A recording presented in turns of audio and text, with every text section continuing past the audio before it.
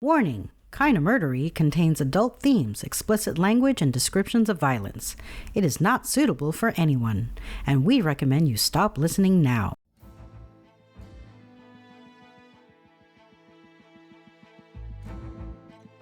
Hello everyone, and welcome to Kinda Murdery, a true crime podcast that's mostly about murder, and always about the strange and compelling stories that arise when the path less traveled twists to darkness, and those who walk its shadows surrender to violence and corruption.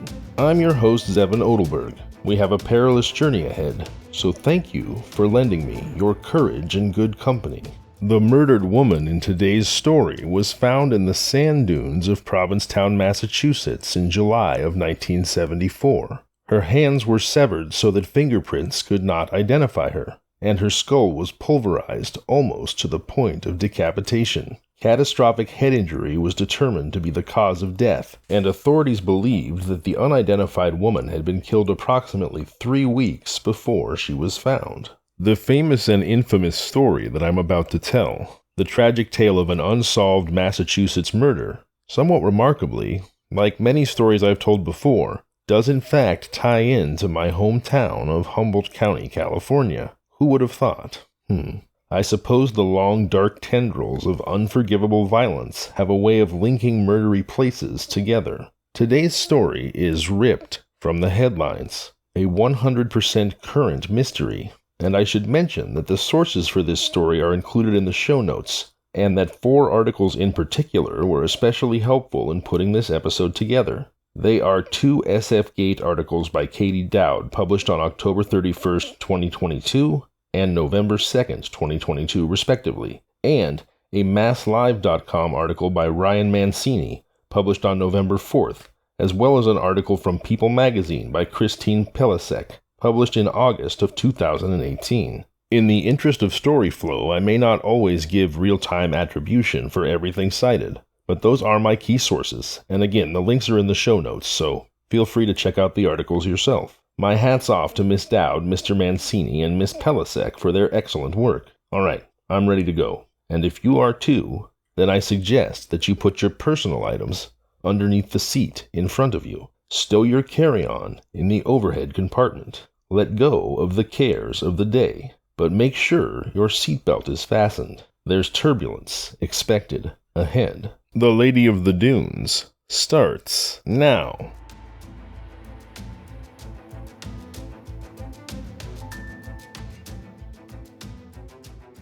For almost half a century, Ruth Marie Terry was a nationally famous Jane Doe who lost her life as the result of a wretched crime committed by a relentlessly evil chameleon of a murderer. Ruth, known for nearly 5 decades as the Lady of the Dunes, the anonymous victim of an unsolved Cape Cod, Massachusetts murder, was finally identified by the FBI barely 1 week ago, in October of 2022. Before we dive beneath the deep, dark waters of this story, a brief but firm reminder. Although the Lady of the Dunes story cannot be told without also telling the story of her murderer, this is Ruth Marie Terry's story. She is the voiceless to whom we give voice. She is the human who deserves to be remembered.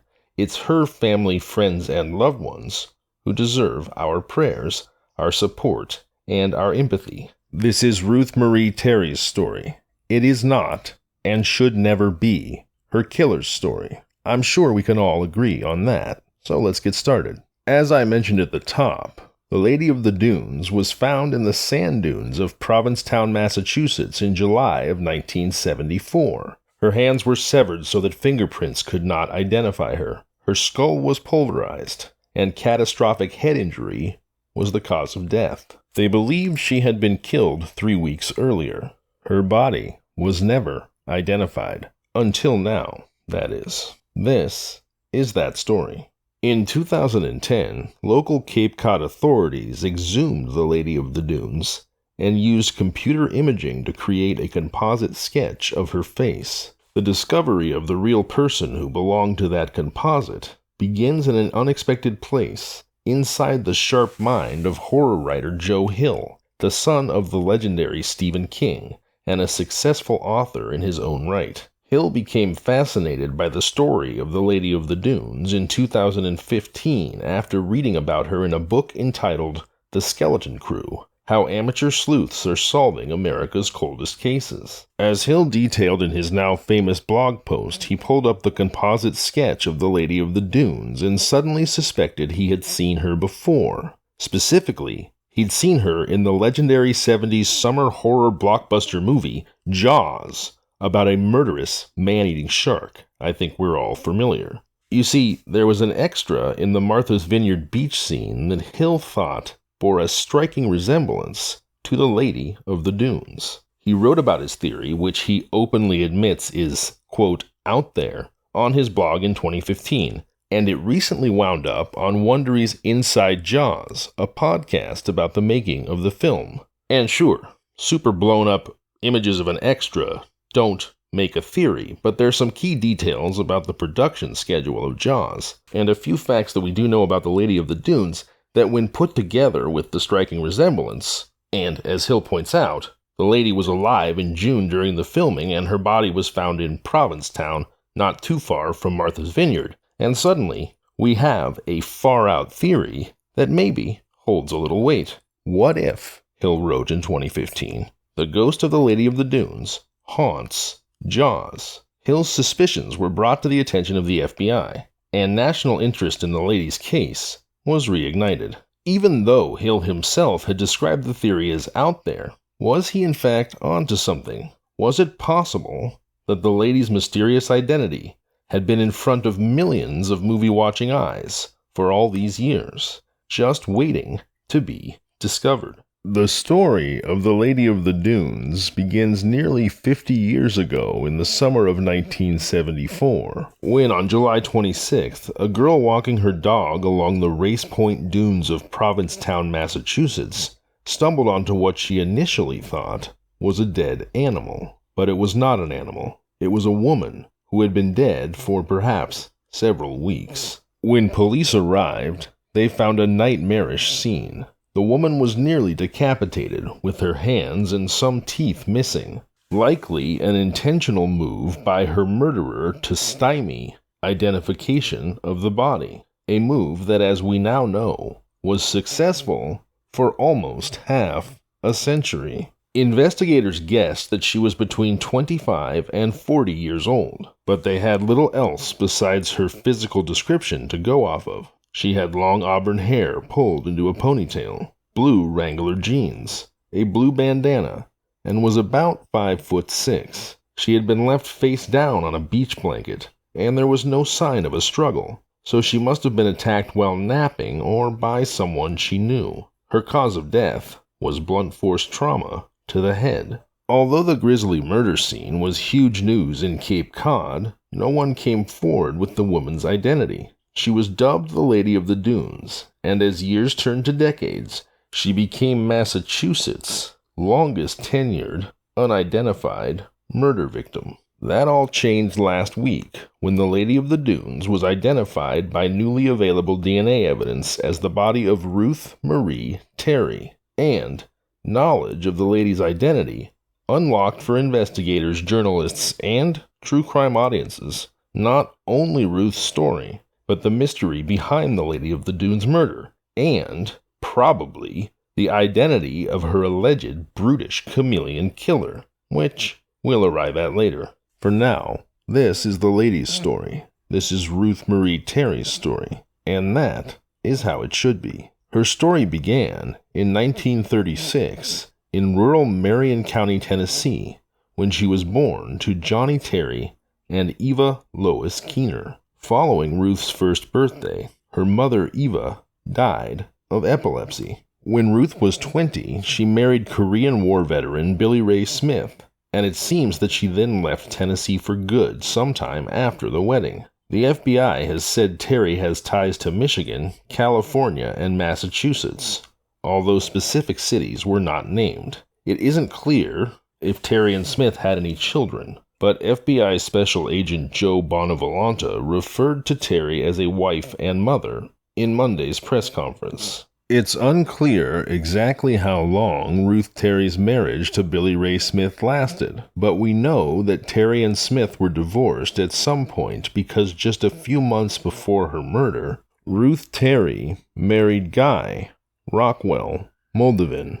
Muldavin seems to have been a persistent jack-of-all-trades, impresario, cultish personality, and all-around sleazebag. He was an actor and a DJ in California, an antiques dealer in Seattle, and a, quote, bunco artist and, quote again, great lover everywhere he went. The New York Daily News reported that he had 3 wives and many sweethearts. By 1960, he was known around Greenwich Village, New York for his nightly soirees with beatniks, art lovers, celebrities, and celebrity hunters, all bound together by Muldavin's magnetism and offbeat philosophy. And, as is often the final scathing injustice in murder cases when the victim's life is tragically cut short, their story is stolen from them and appropriated by their killers or alleged killers, who we often know more about simply because they lived longer. Sadly, the Lady of the Dunes story, even though we now know she is Ruth Marie Terry, is no different than most in this regard. And this is the point, the blood-boiling point in the tale, when, no matter how much it might enrage us, Ruth's story is appropriated by the man who was her husband for just 3 short months before her murder. That man, as previously stated, was Guy Rockwell Muldavin. Born on October 26, 1923 in Santa Fe, Muldavin married several times between the 1940s and the 1960s, prior to his marriage to Terry in 1974, 3 months before her body was discovered near Race Point Ranger Station in Provincetown, Massachusetts. Muldavin's name first appeared in the news in 1960, when, while living in Seattle with his then wife and stepdaughter, Manzanita Mearns and Dolores Ann, running an antique shop, both women suddenly disappeared. According to SF Gate, Muldavin fled and the police searched his home, finding pieces of human flesh in a septic tank. Without any DNA testing, it was assumed but never confirmed that those were the remains of the missing women. A bulletin issued by detectives, when Muldavin was wanted for grand larceny, said the investigation definitely indicates subject is responsible for a double murder. The Boston Globe reported that after dyeing his hair red and receiving a nose-straightening operation under the name Michael Strong, police arrested Muldavin for unlawful flight to avoid testifying to the mutilation of human remains back in Seattle. But Muldavin denied killing his former wife and stepdaughter. Without evidence, Seattle prosecutors dropped the unlawful flight charge. After the 1960 manhunt made Muldavin an infamous figure across the nation, investigators in Humboldt County, that's where I'm from, probed him as a suspect in the 1950 murder of truck driver Henry Baird and his teenage girlfriend Barbara Kelly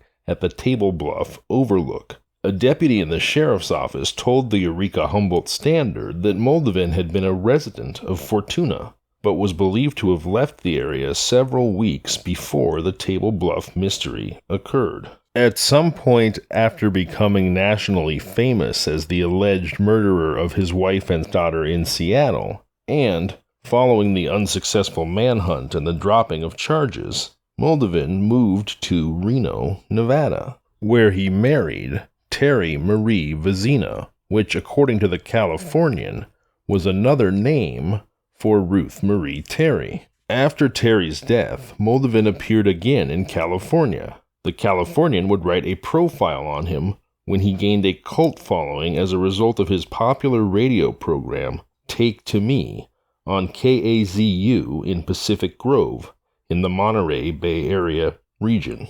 Calling himself a, quote, devil's advocate for former Governor Jerry Brown's 1980 presidential campaign, Muldavin told the Californian in 1985 that he had retired from working as the executive vice president in a luxury shop on Rodeo Drive in Beverly Hills. In the story, Muldavin claimed to have worked with youth through the Santa Monica Police Department, and had once been told that the only job an employment agency could find for him was as a Santa Claus at Macy's. But, judging by his callers, he's attracted an audience both young and old, the profile said about his radio show. Branching out from topics which focused on old people, Muldavin has introduced programs dealing with homosexuality, the erosion of culture, and his belief that killing has become a habit. When Muldavin described killing as a habit, he was perhaps being far more introspective and simultaneously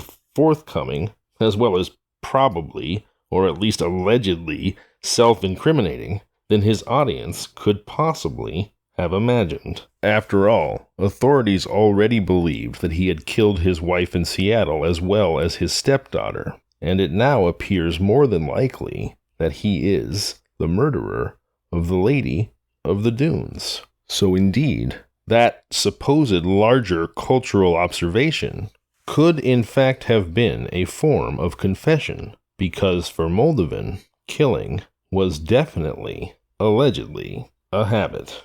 Muldavin died in Salinas, California on March 14, 2002, with his obituary appearing in the Californian. It said he was survived by his wife Phyllis and sister Joan Towers. Massachusetts State Police said on Wednesday that they are actively seeking information from the public about Muldavin as part of their investigation into Terry's murder. So, in discovering the identity of the Lady of the Dunes, it seems that investigators have probably uncovered the identity of her alleged killer, Guy Rockwell Muldavin, who, in a final twist of the knife of fate, appears to have also been, as I've already mentioned, the alleged multiple murderer of his previous wife and daughter in Seattle, as well as of the Lady of the Dunes. And despite a life crammed to the brim with iniquity, crime, abuse, and alleged at least triple murder, Muldavin was left free to marry again and die of natural causes at the age of 79 in 2002. And look, I know I'm using a lot of qualifiers here, but this case is deeply, deeply infuriating. Because, of course, in 1974, they didn't have the instant communication, the instant access to information, the networking of systems, modern DNA, modern forensics. They didn't have any of that. But here's the thing, right? When a woman disappears or dies, what's the conventional wisdom? The husband did it, right? It's always the husband. Of course, it's not always the husband, but that's where your mind goes right away. And sure enough, just 3 months after marrying Muldavin, Ruth Marie Terry was murdered. Muldavin, who in 1960 was nationally famous as a murder suspect whom the police presumed did it but couldn't prove without modern DNA. So a woman marries a nationally famous murder suspect, then disappears, and somehow he's never convicted or even indicted for the crime. And look, I know, there's some circular logic here, right? Because they weren't able to bring Muldavin into the picture until Ruth Marie Terry's body was identified by modern DNA practices just a week ago. So sure, it's easy to say it all looks obvious now. But here's the thing that really upsets me. Had there been any suspicion surrounding Ruth Marie, just a cursory look into her brand new husband's background would have revealed to the police that he'd already been a murder suspect, and probably would have led to them doggedly investigating him until something cracked. But the FBI has stated last week